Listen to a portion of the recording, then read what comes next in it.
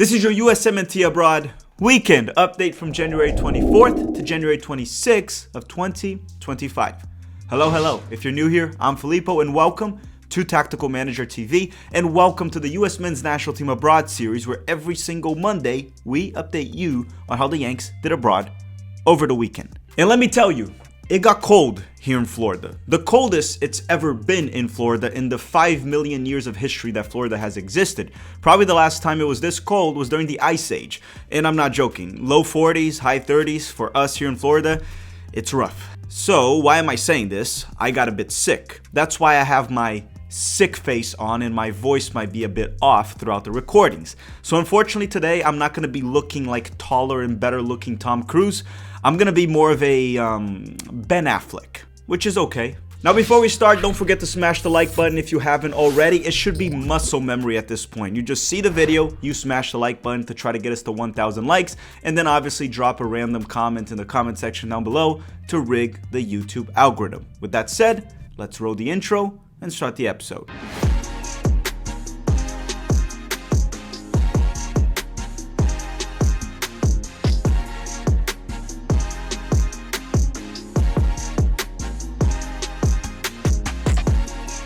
As always, we start with the top 5 leagues in Europe, the first one being the English Premier League. But today, we're going to actually start with the Italian Serie A. And you may be wondering, why? Why did you switch? Why are you not starting with the Premier League? Well, because I said so. I am the channel dictator, and we're just going to go with it. So let's go to Italy, and we can start with Christian Pulisic and Yunus Musa from Milan.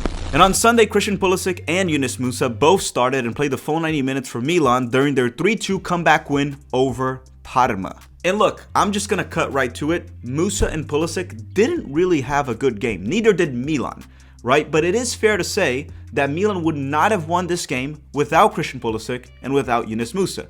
And Pulisic and Musa were also better in this match than, Milan's superstar players, Rafael Leão and Theo Hernandez. So this was Christian Pulisic's first start since he returned from injury, and it was quite evident. He looked a bit rusty, he was mostly playing it safe, on top of losing most of his 50-50 duels. However, when Milan had a penalty kick, Pulisic went forward, took it, and as expected, he converted it. I don't know what it is now. I think Pulisic has taken 12 penalty kicks throughout his career. It's 11 or 12, I'm not sure. And he has converted every single one of them. He never misses a penalty kick. And that goal tied the game 1-1. Now, Yunus Musa got a tremendous assist late in the game to help Milan tie it again to make it 2-2. It was a wonderful through ball that he put to Reinders, and then all that Reinders had to do was just finish. He didn't even need to take a touch, just finish, that's it. It was one of those assists where it was better than the goal itself. Later on, Milan would score their third goal and win this game. I think it's fair to say that despite the meh performance from Christian Pulisic and Yunus Musa, they played a massive role and they pretty much saved Milan from a defeat against Parma, which would have been a horrible result. All the Americans helped Milan, including goalkeeper from Parma, Zion Suzuki, which he actually gave Milan the penalty kick, which was a very silly penalty kick to say the least, where he kind of punched the Milan player, giving Christian Pulisic the penalty and the goal. So every single American played a role in this Milan's victory, including the opponent, Zion Suzuki. Next on the list, we have the Americans that play for Juventus, and they are Tim Weah and Weston McKennie. And on Saturday, McKennie started and played the full 90 minutes for Juve during their 2-1 loss to Napoli. Now, McKennie played as a right back mainly, but eventually he became a left back in the second half. The American James Milner strikes again. Now, unfortunately, Weston McKennie had a poor performance, in my opinion. He didn't really look sharp on the ball, even though he was involved in the build-out of Juventus' goal, but he didn't look as good as he did in previous games. And for Napoli's first goal, he kind of lost his man, and Anguissa scored a header, which, in my opinion, it was McKennie's fault. He should have been there, he should have done better, probably cleared that ball, or at least challenged him to not make it that easy. But it's okay, because it happens. And he's not really a fullback, we got to take that into account. As for Tim Weah, he pulled a Matt Turner and he stayed on the bench the full 90 minutes. Alright, the last player in Italy would have been Gianluca Busio from Venezia, but they play on Monday. We record this on Sunday, so you know the drill. Let us know in the comment section down below how did Gianluca Busio do for Venezia on Monday. Okay, now we can go to the land of the fish and chips, to England, and talk about the Americans in the English Premier League. But before we do that, you're gonna smash the like button if you haven't already. So going to England, let's start with Tyler Adams and Mattia Kimboni from Bournemouth. And on Saturday, Tyler Adams started and played the full 90 minutes for Bournemouth during their incredible 5-0 win over Nottingham Forest. Keep in mind, this is the same Nottingham Forest that sits in third place in the English Premier League this season. And Bournemouth got a 5-0 win. And what's crazy about all this is when the season started, we weren't really expecting Bournemouth to be this good. And right now, they're actually fighting for a spot in the Champions League. And Tyler Adams has been incredible for them. Defensively, in this specific game, Tyler Adams was fantastic, stopping counterattacks, protecting the back line, winning his duels, and on top of that, he got 2 assists. Now, yes, one of them was fraudulent. He made a simple pass to start the counterattack where Kluivert ran 50 to 60 yards on his own and hit a beautiful long shot, but it still technically counts as an assist. Now, the second one was an actual assist from Tyler Adams. He got a great interception and quickly put a through ball to set up his teammate and put him in a good position to score. That was a legit assist. It was a 9 out of 10 performance, in my opinion, for Tyler Adams. He was remarkable once again. As for the young American center back Mattia Kimboni, he stayed on the bench the full 90 minutes. And listen, I've been very critical of Tyler Adams in the past, and I hope he stays healthy. That's one of the concerns. But he has been nothing short of fantastic ever since he came back from injury, for one of the best teams in the English Premier League. Next up, we have Chris Richards and Matt Turner from Crystal Palace. And on Sunday, Chris Richards started and played 84 minutes for Crystal Palace during their 2-1 loss to Brentford. As for Matt Turner, he stayed on the bench the full 90 minutes. So the second goal that Crystal Palace conceded was mostly on Chris Richards. It was a cross, and the man that he was marking scored off a header. In that same play, Chris Richards and the goal scorer collided, hitting their heads, and Chris Richards was subbed out right after. Will he miss any time because of that? We don't know at the time of this recording. We'll keep you all posted. And I'm no doctor, but I think Chris Richards will be fine, and he should be available for their next game. With that said, we still have one more American in the Premier League, and his name is Jedi Robinson from Fulham. And on Sunday, A-Rob started and played the full 90 minutes for Fulham as their captain during their 1-0 loss to Manchester United in the English Premier League. Okay, let's leave England and go to Germany so we can talk about the Americans in the Bundesliga. The first two being Gio Reyna and Cole Campbell from Borussia Dortmund. And on Saturday, Gio Reyna and Cole Campbell stayed on the bench the full 90 minutes for Dortmund during their 2-2 draw with Werder Bremen. Now, Schlotterbeck got an early red card for Borussia Dortmund, and when you put that in the fact that Borussia Dortmund actually had a 2-0 lead at some point, it was quite clear that Gio Reyna was never going in, unless Werder Bremen took the lead, which they didn't, so Gio Reyna got no minutes once again. No further comments. All right, so now let's talk about Joe Scally from Borussia Mönchengladbach. And remember how last week he stayed on the bench? So I raised the question, was he actually benched or was he rested? Well, we got the answer this weekend. He was rested. Because on Saturday, Joe Scally was back in the starting 11 for Gladbach, and he played the full 90 minutes for them during their 3-0 win over Bochum. And we were not sure last weekend, as I said, if he was benched or not, but the fact that he played this week in the full 90 minutes and helped them get the 3-0 win, get a clean sheet, I'm pretty certain that he is still a starter for them, and he was just rested last weekend. Next on the list, we have Leonard Maloney, now from Mainz. He left Heidenheim and he went to Mainz. And on Saturday, Maloney made the bench for the first time for his new club, Mainz, and he stayed there the full 90 minutes during their 2-0 win over Stuttgart. Now, keep in mind that his new club, they are only 1 point away from the Champions League qualification zone. And Leonard Maloney was a locked-in starter for Heidenheim. With Mainz, it's to be determined. Next on the list is James Sands from St. Pauli. And on Sunday, James Sands started, and he actually played the full 90 minutes for St. Pauli during their 3-0 win over Union Berlin. Now, James Sands literally just got to the Bundesliga, and he already has more minutes in the Bundesliga than Gio Reyna this season. He has 182, and Gio Reyna only has 159. That's actually sad, right? It's kind of sad for Gio, right? Next up is Noah Kai Banks from Augsburg.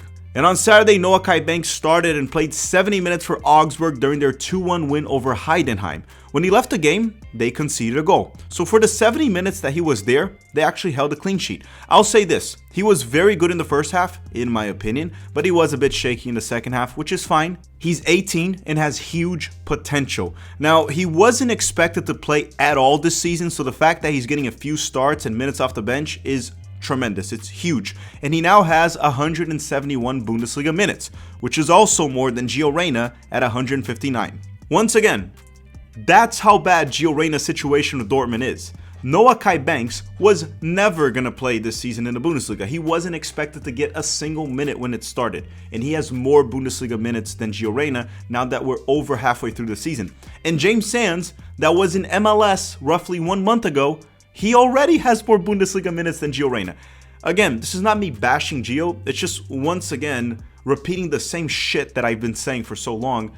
He has to leave Dortmund as soon as possible. And this is not me blaming Dortmund. He just has to go. He has 18 months to the World Cup. We're 18 months away. If he doesn't leave Dortmund by the summer, I don't know, man. I don't know what to say about it anymore at this point. He did leave for Nottingham Forest. It was a stupid transfer. You guys get the point. His minutes are super low and he has to figure it out. With that said, we still have one more American in Germany that literally just got there, and very soon he'll have more minutes than Gio Reyna too. His name is John Token, and he plays for Holstein Kiel. And on Friday, John Token started off the bench and was subbed in the 79th minute, making his debut for Holstein Kiel in the Bundesliga during their 2-2 draw with Wolfsburg. As for Kevin Paredes, he was still not available for Wolfsburg due to injury. The last time he played was actually in August of 2024.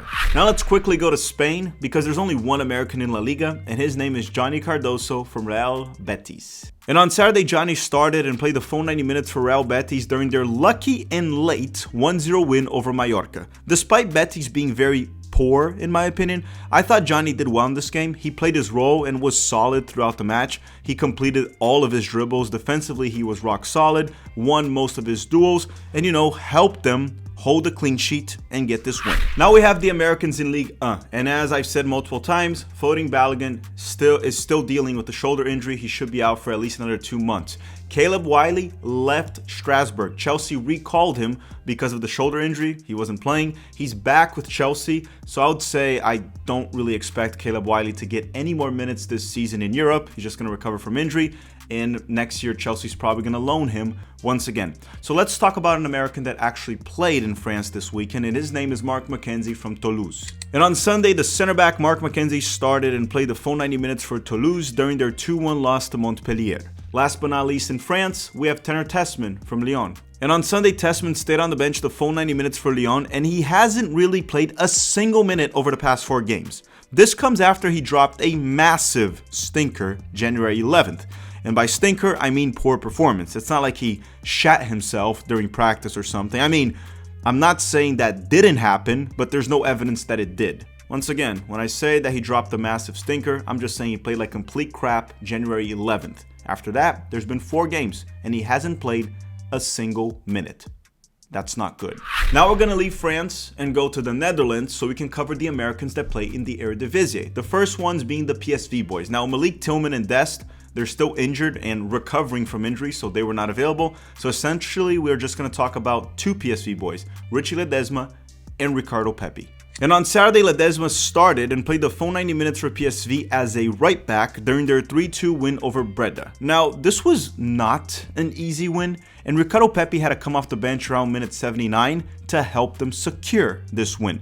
Pepi scored in the 94th minute to give them the 3-1 lead that technically put the nail in the coffin for this game that ended 3-2. Now, Pepi's goal was actually a bad finish. It was a terrible finish, by the way. And I know a goal is a goal, but in a better league with better goalkeepers, those do not go in. Look, a goal is a goal. I get it, but that was a bad finish. He literally shot it right at the goalkeeper. And I'm not questioning Ricardo Pepi's finishing ability. I'm just giving you the context of the goal he scored. Yes, he scored, but yes, it was not a good finish. Next up, we have Paxton Aronson from Utrecht. And on Friday, Paxton started and played the full 90 minutes for Utrecht during their 1-1 draw with Heracles. He did manage to create 4 chances, but none of them were converted. Despite the disappointing draw, Utrecht still sits in 3rd place in the Eredivisie. Okay, time to go back to England so we can talk about the Americans in the EFL Championship, which is the 2nd division of England. The first one being Josh Sargent from Norwich. And on Saturday, Sargent was back in the starting 11 and he played 65 minutes for Norwich during their 5-1 win over Swansea. And Sargent scored a brace. One was poor defending from Swansea and honestly a poor finish from Josh Sargent, but it went in. Just like I mentioned Ricardo Pepi, I'm doing the same with Sargent. The first goal that Sargent scored, his finishing was not good. He kind of just closed his eyes and hit it as hard as he could and counted with a shit goalkeeper to let it in. But the other goal he scored, the second one, was actually a very good finish. A powerful low shot that the goalkeeper could not save. Regardless, Sargent is back, starting, healthy, and scoring, which is what matters. Next up would have been Brendan Aronson from Leeds, but they play on Monday, so we'll update you on Brendan Aronson's performance on the USMNT Abroad midweek update on Thursday, so stay tuned for that. We're going to release an episode on Thursday, and don't forget to drop a like in this video if you haven't already. Next up would have been Haji Wright from Coventry.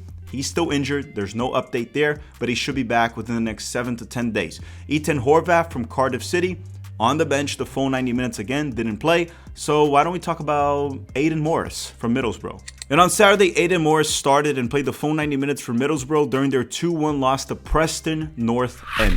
And then usually we go to Scotland and we talk about the 2 Americans that play for Celtic, Cameron Carter-Vickers and Austin Trusty, but they had no games this weekend. Their match was postponed due to severe weather. I don't know what happened in Scotland, but they just didn't have it due to bad weather. I mean, in Florida, we usually play through hurricanes, but in Scotland, if it rains, they stop it. Well, I don't know if that's what actually happened.